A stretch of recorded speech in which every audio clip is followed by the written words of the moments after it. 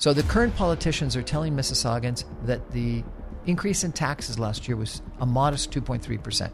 Okay. But it was actually 6.3%. Okay. They're misleading the people, and I worry they were misleading themselves.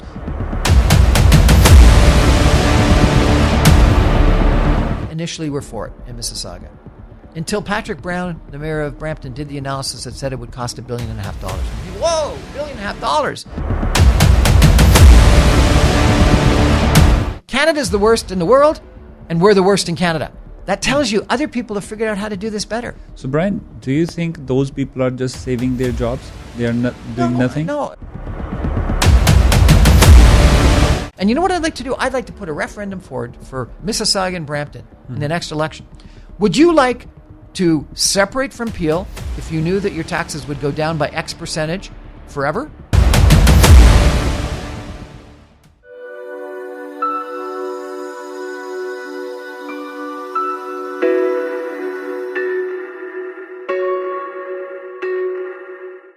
Hello friends, this is Harjinder Gill show and you're listening us, and this is 4:10 p.m. right now, and as mentioned earlier, Mr. Brian Crombie, he is running to be the next mayor of Mississauga. So he is with us in our studio.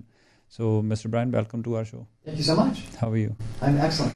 Great. So actually we will start with your radio experience, because I was just reading your poster, and the very first line says you are a host. You are a radio host. I'm on Saga 960 AM every night at 6 o'clock Monday through Friday. I've been doing it for the last 3.5 years. It's right. Politics and economics, usually early in the week, and then I do some lifestyle and other things, authors of different stories, musicians, actors, celebrities, etc. later on in the week. And it's probably comparable to you. It's a long-form interview, which I quite like. So versus the typical media that has a 2 or 3 minute little spot, I get to talk to people for upwards of an hour, and you really get to know people and get to have a good sense of who they are. So is it a commercial-free program, or? Beg pardon? Is it a commercial-free program? No. Okay. Got to intersperse it with a couple of commercials. That's the only way to make it work. But so I think it works out to 47 minutes of talk, and the balance is commercial. So what made you to be in the media industry? Saga 960 got a CRTC license to launch, and they had some political people that were to more of the right of the political spectrum in the morning, and they wanted someone that was more to the center or progressive to balance it out.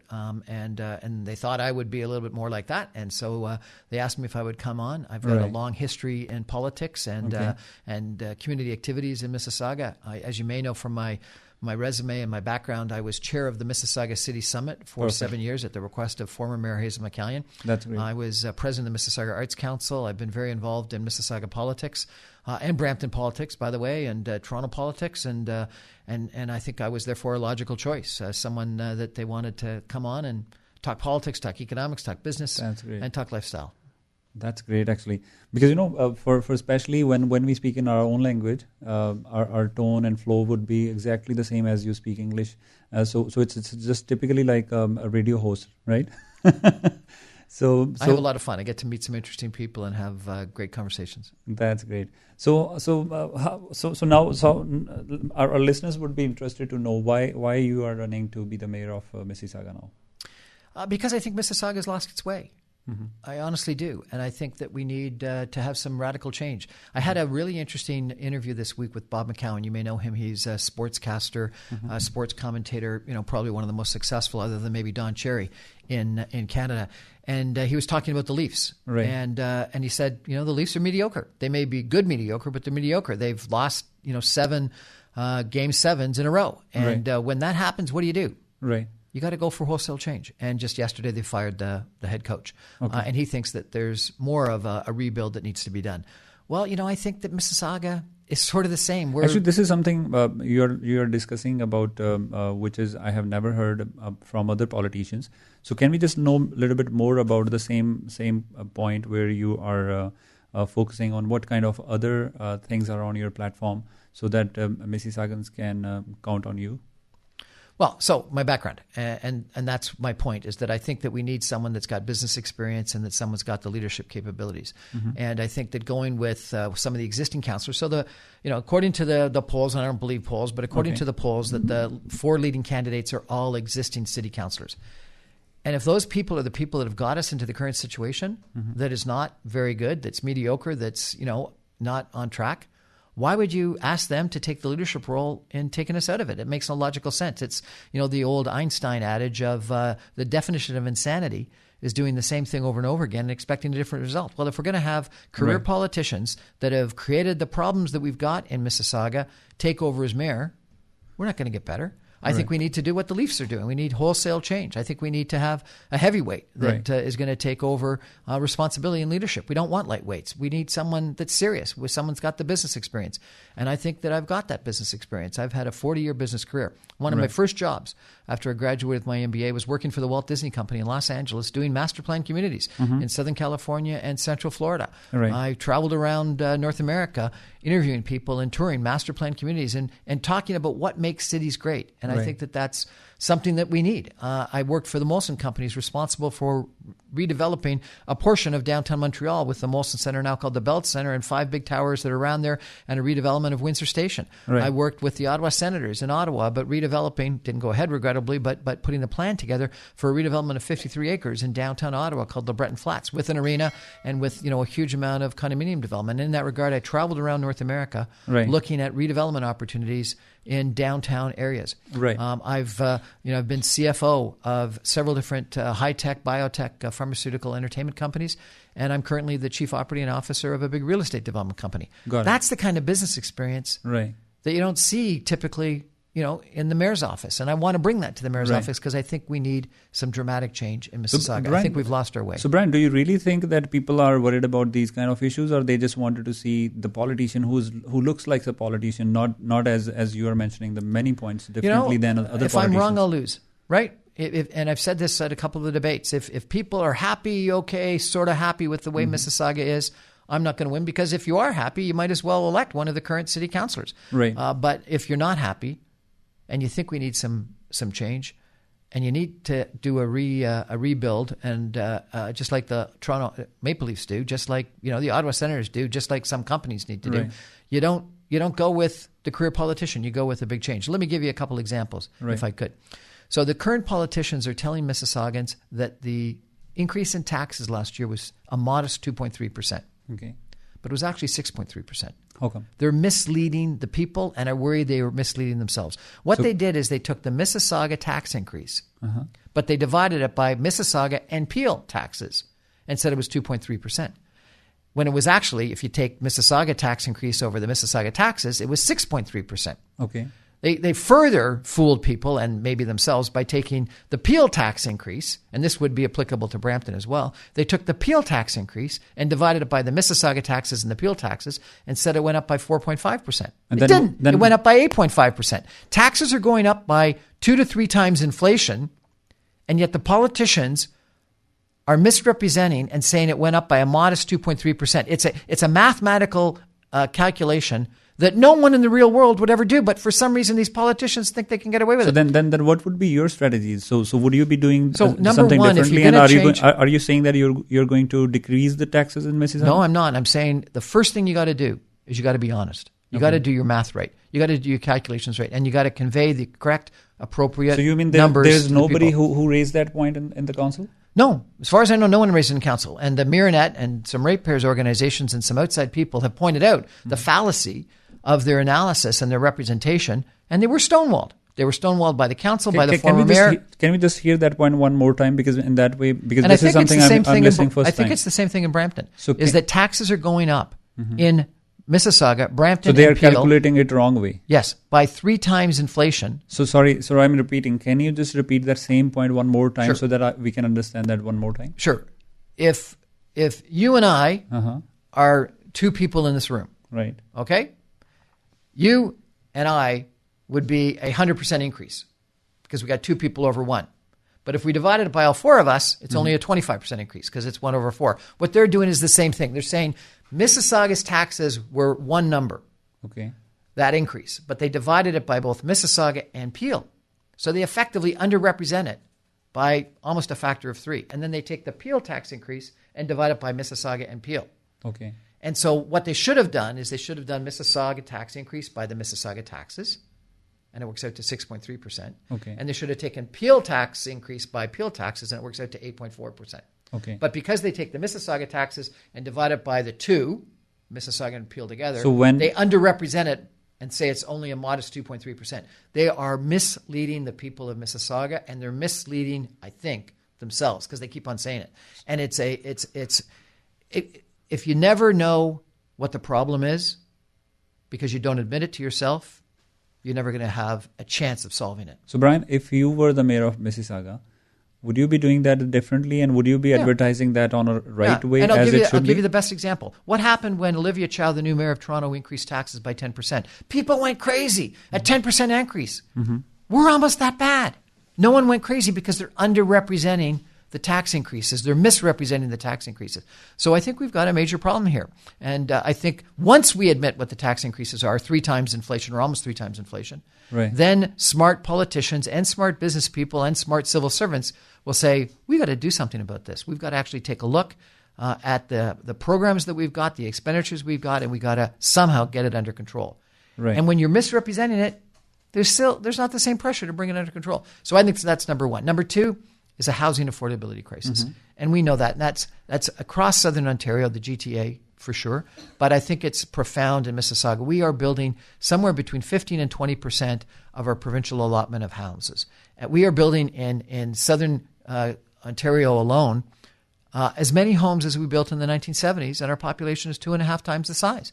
Clearly, supply and demand, basic economics, whatever economics course you ever took, if you're building half as many homes as you need, prices are going to go up. And we all know prices have escalated at an outrageous amount. And it's because of the red tape regulations, the process that the city councils have put in place that means it takes between 5, 7, some people say 10 years to get a development approved. Right. And it only takes 2 years to build it. Why would it take longer to get the bureaucracy to approve something than it does to actually build it? We need dramatic change in the way that we review housing. And that's the only way we're going to get more houses built. The federal government has said this. The provincial government has said this. CMHC has said this. Stats Canada has said this. The OECD has said this. But our municipal politicians, particularly in Mississauga, haven't listened. Actually, in your agenda, you say governance distractions leading to a lack of democracy. So that's what you are leading at this point to? No, on this point, I think it is a red tape regulation. I think that and I think in the points that I've made on several occasions now is we need some major change. And the first major change I would do is a 50% reduction in the approval time period. And it doesn't mean that everything should be said yes. Everything should be approved. But we should say yes or no in half the time. And there's no reason why we can't do that. And so take the red tape down, take the regulation down, don't pass it on to 11 different committees, reduce the time that it takes to tell the developers or the person who just wants to do a fourplex or a basement apartment half the time that it used to. So that's number one. Number two is is Mississauga still like fully equipped to do that, or do they have enough staff?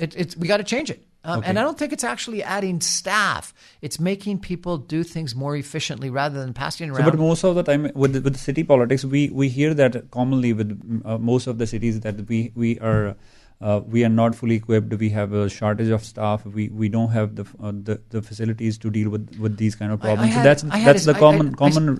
disagree. I sat down with a city councillor last week in Mississauga, and he told me that for a 6-story apartment building in his ward, the city council planning staff came back with 130 pages of comments. Mm-hmm. And he said half of them were silly comments.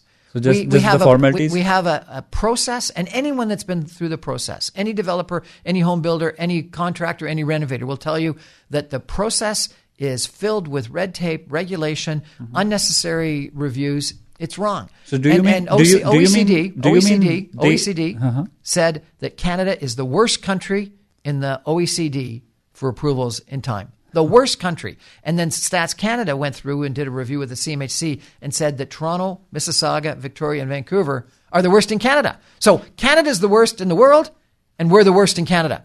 That tells you other people have figured out how to do this better. So, Brian, do you think those people are just saving their jobs? They are not doing nothing? No, I don't think it's the civil servants' problem or fault. I think it is the direction they're getting from City Council. City Council needs to say, just like the provincial government is trying to say, get these approvals done more quickly. Figure out a way. We've got overlapping rules and red tape that we don't need. We've got rules that go back dozens of years that are completely irrelevant today. I heard this one story about a street where almost everyone wanted to put a deck in their backyard. And what ended up happening is every single person had to go to the Committee of Adjustment for approval. Well, you know what? If every single person has to go to the Committee of Adjustment for approval for a deck and they all get approved, probably we should do is change the zoning and allow decks. Because what that says is decks should be approved. But for some reason, we don't allow that zoning to be changed, and we force everyone to go through a mind-boggling, mind-numbing process. So cut the approval time period by 50%, and I'm convinced that we can figure out. And every single business in the world has similar problems, but what do? They hire business people to go through and find efficiencies, make things more effective. I'll give you one more thing we need to do. Right. In round major transit nodes, we should automatically increase the density that they've been granted by 20% if they dedicate half of that increase to affordable housing, which is 80% of market rents. Architects tell me that above 6 stories, nobody sees height. But what they care about is what's on the ground floor. They want a retail, they want a approachable, they want a public realm, they want retail street level activity that's vibrant and wonderful. But going from 6 to 7 or for 10 to 12 or 40 to 48 is not an issue. And if we got that extra 20% density right away on all the developments that are currently happening, and half of that extra density went to affordable housing, then you'd make change. Okay. And that's the kind of positive change we need to make. So friends, this is 𝐿𝐻𝐺 Show and Mr. Brian Crombie. He is with us and he's running to be the next mayor of Mississauga. Brian, you have raised some points I have never heard from any other candidates. We have interviewed many candidates. I'm glad that you are raising these points, and probably our listeners, especially whosoever is living in Mississauga, they will be listening you loudly. Most of the time, affordable housing and crime, auto theft, and then transportation issues, these are very common issues. Everybody is just raising on their points on these points. Do you have anything different than these points, or where would that directly relate with the Mississaugans so that they can... Well, sure. I think transit is a big issue, and I think we need to talk about transit. I think crime is a big issue, and we need to talk about crime. And again, the people that are talking about it today are currently on City Council, so they haven't done anything about it yet. Why do you think they're all of a sudden going to do something differently? But you mentioned governance, because I do think we have a failed democracy municipally. We had, in the last election, 21% turnout. That means so that how would you 8 out of 10 that? people, 8 out of 10 people say... it's not worth going to vote. So what would you do to fix that? So I think a couple of things. Number one, I think that something like the separation of Mississauga from Peel is so important it should have gone to a Mississauga electoral referendum, right? It should have gone to a referendum. And if you would put that to a referendum, you know what would happen? People would come out and vote for it. Fourplexes, that's kind of issue. This rule that they passed that said you could build an as of right a fourplex anywhere in the community, and people have been loud, both for it and objecting to it. That's the kind of thing that you should take to a referendum. Back about 20 years ago, Premier Mike Harris recommended at one point in time municipal referendum. And he said it was going to happen and never happened. I think that's the kind of thing that makes sense. Recall. Calgary right now has a potential recall with the mayor of Calgary. It's getting more attention than the general election does. Right. And so I think recall is something, because the power of incumbency is too great. And then I think that, I've been making big noise this past week because there's been 2 debates, one by the town of Port Credit that didn't invite me to a debate, allow me to be on stage, and then another one with Marinette, the Mississauga Ratepayers Organization, that didn't allow me to be on stage. Both with arbitrary reasons didn't allow me on stage. Those people at the debates talked about how they want in, how the residents want greater voice, how we don't have democracy, how we need more media, that there's a way that we need to have a greater voice for citizens in what's going on. Okay. And yet they restricted candidates like myself from having a voice. It's incredibly ironic that the people that want a greater voice restricted other people from having a voice. And so I think that we need to give more people a voice. I'm going to do a show on my radio show with 4 of the other candidates, and we're going to have a debate amongst ourselves because the establishment didn't allow us into a debate. Right. And then I'll give you, one last point that I could. I think that we have had this distraction that you asked me about a couple minutes ago about the Mississauga separation from Peel. And people intuitively initially were for it in Mississauga.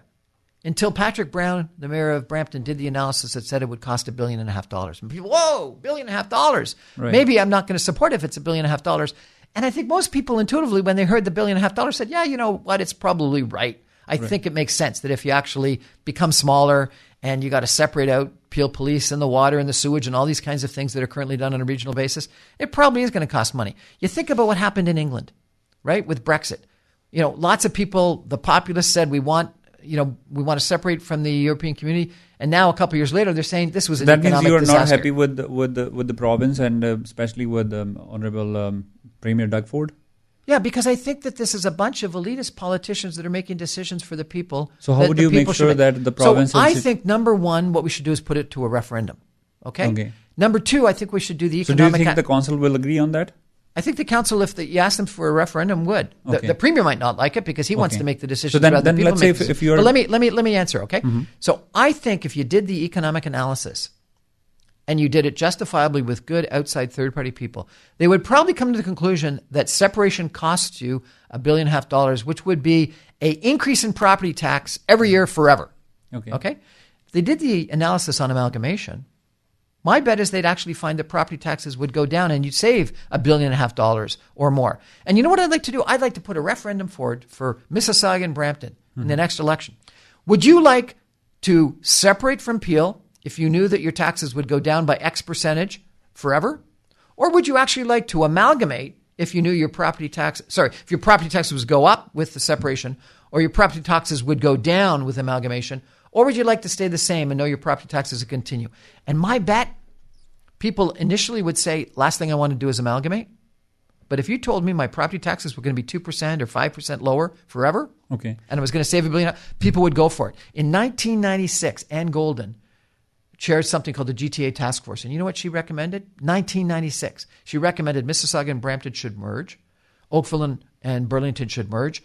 All of Vaughan, Markham, Aurora, etc., York should merge. And Durham, Ajax, Pickering, Oshawa should merge. There should be 4 cities around Toronto. Those 4 cities plus Toronto should form a new GTA council. Because most of the things like economic development, like Pearson Airport, like Metrolinx Transit, like garbage, like wastewater, like water, like electricity, are of a regional nature. I think that might actually make economic sense. But I don't think I, as mayor or the premier's premier, should impose that on people. They want separation if it's going to mean their taxes go up, or they want amalgamation if their taxes are going to go down, because intuitively, economically, that's what should happen. Or do they want to stay the way it is and have taxes continue to go up at 7 or 8%? And 7 or 8% for the next 10 years is a doubling. We need to take dramatic action to change. And I'll give you one last thing. And again, I'm not arguing for this. I'm saying let the people decide. Mm-hmm. But if you actually amalgamated Mississauga and Brampton, it would be 1.5 million people. It would be the 3rd largest city in Canada. Do you think we'd get more attention? Would we get more businesses? Would we get more economic clout? Would we get a hockey team? So then how would you make sure that the city of Mississauga and the province relationships are in a sound way, and then the mayor and the premier is working together closely for the benefit of the people?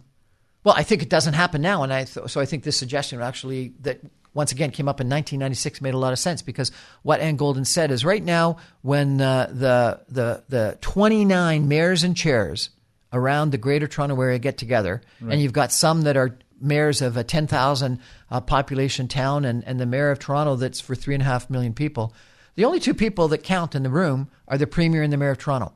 Right. The premier of Ontario is or maybe the Minister of Housing, is effectively the mayor of the Greater Toronto Area.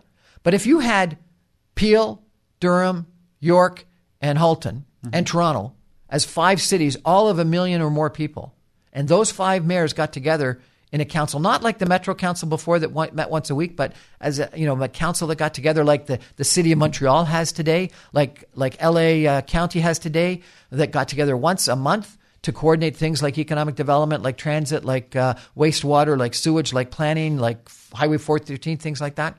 That would be the right structure. And the most important reason why. So are you in favor of 413? 413, I think, makes a ton of sense. I'm not sure it should be built where it's built. Mm-hmm. And I think that there needs to be more analysis done. I flew in at about 2:00 in the morning about 2 weeks ago because my flight was delayed coming in from Florida. Right. You know what was vacant? The 407. Not one truck or car on the 407. Okay. I think if you gave truckers either free passage on the 407 and or gave them an incentive to go on off hours on the 407, I think that you wouldn't even need to build the 413. So the problem with the 413 right now is we need to build it because we haven't structured the 407 and the 401 right.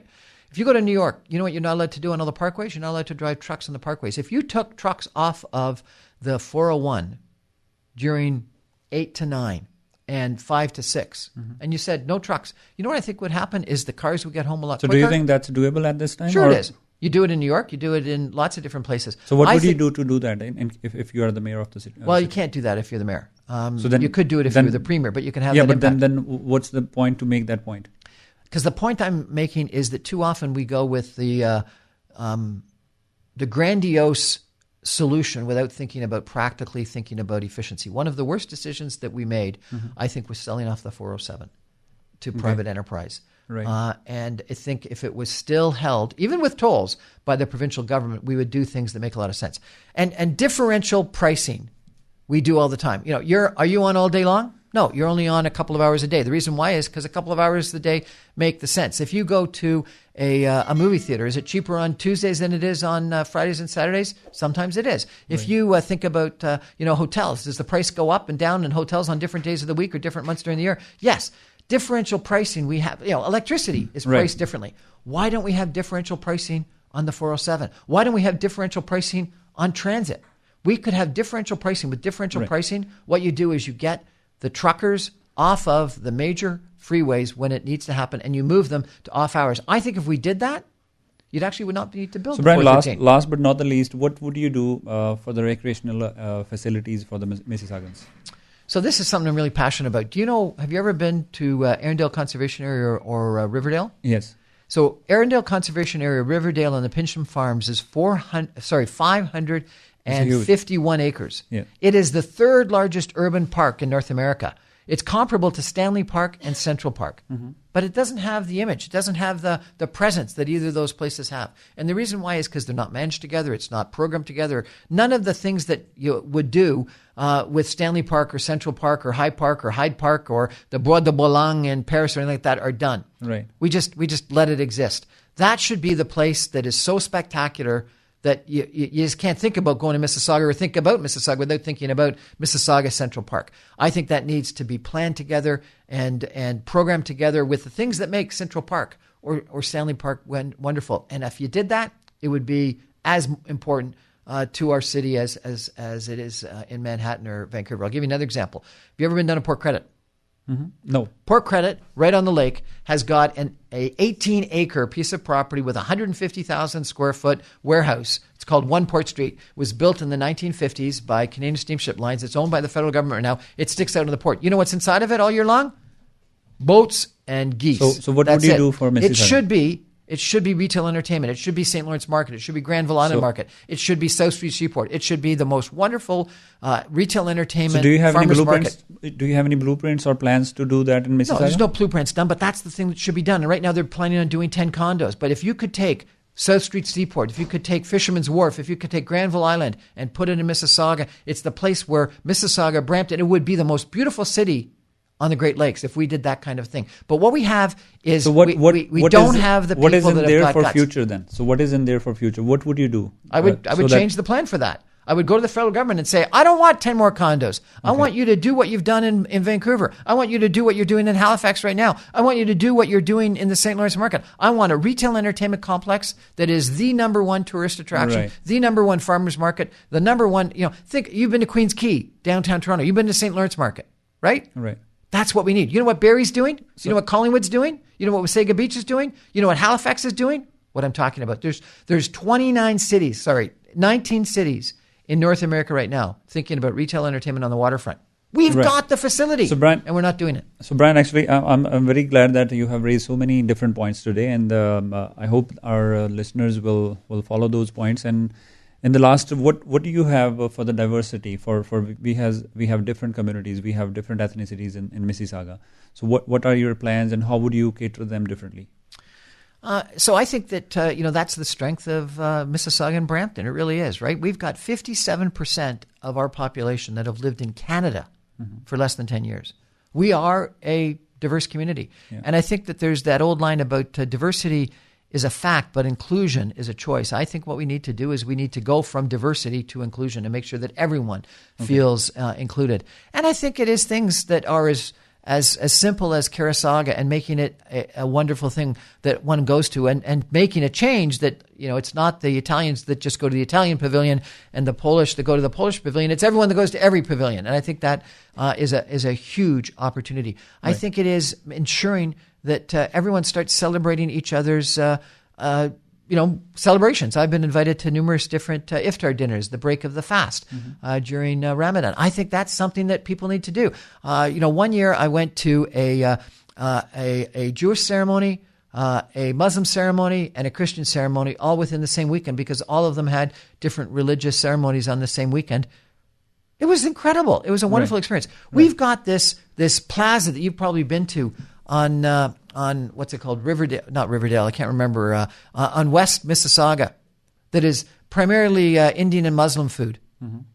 It is unbelievable. It is the largest amalgamation of different ethnic restaurants in all of the Greater Toronto Area, and it's spectacular. And people should enjoy that kind of restaurant. So what makes diversity wonderful? What makes diversity wonderful is, number one, the variety of food. Number two, variety of celebrations and dance and culture and music and things like that. And number three, the variety of people that you can get to know, involve in your business. If we want to trade around the world, who better than someone that's been in India, has family in India, has business experiences in India or China or Pakistan or wherever. And too many companies aren't thinking about that. I'll give you one last fact if I could. Do you know where the second largest employment zone in all of Canada is? It's in Mississauga and Brampton. Okay. It's the airport corporate zone. Bigger than Montreal, bigger than Vancouver. Second after downtown Toronto. Right. Any other city in the world that had the second largest employment zone would incubate it, would make it special, would have a BIA, would have a board of trade, would have transit to it, would do all the things. And that economic zone, with its diversity, the people that are part of it have got more connections to people in countries around the world than any other place. If you were Kitchener-Waterloo, you'd be talking about it a lot. You would be incubating it. You would be supporting it. That's the things that we can do with our diversity. We can use our diversity and the economic engine that we've got in the airport corporate zone and make it the number one place in Canada for high tech, for AI, for biotech, for aeronautics. Right. And we're not. The reason why? Because it's split up between Mississauga, Brampton, and Rexdale, and we don't pay attention to it. Brian, I wish I had more time to discuss this more. Go to briancrombie.ca, briancrombie.ca, and check me out. Or after you've listened to your radio show, every night, 6 o'clock, you can go to Saga 960 AM and check me out there. Perfect, too. Thank you. You're still on your radio, right? Every night. Perfect. Just in the last, your closing remarks, and also how to reach your campaign office. Brian Crombie. That's the website only? Is the best way. Brian at briancrombie.ca is the way to email me. You go to my radio show and connect up with me because I'm interviewing interesting people. Any office or any phone number you want to? No, just Brian Crombie at Brian Crombie. Brian at briancrombie.ca or briancrombie.ca is the website. That's the best way to get me. Thank you, Brian, and all the very best for you. Thank you. It was a great chat. Same here. Enjoyed it. Thank you so much, brother. Thank you. So friends, this was Mr. Brian Crombie. So he was in our studio, and this was our special segment, Political Pulse and Know Your Candidate.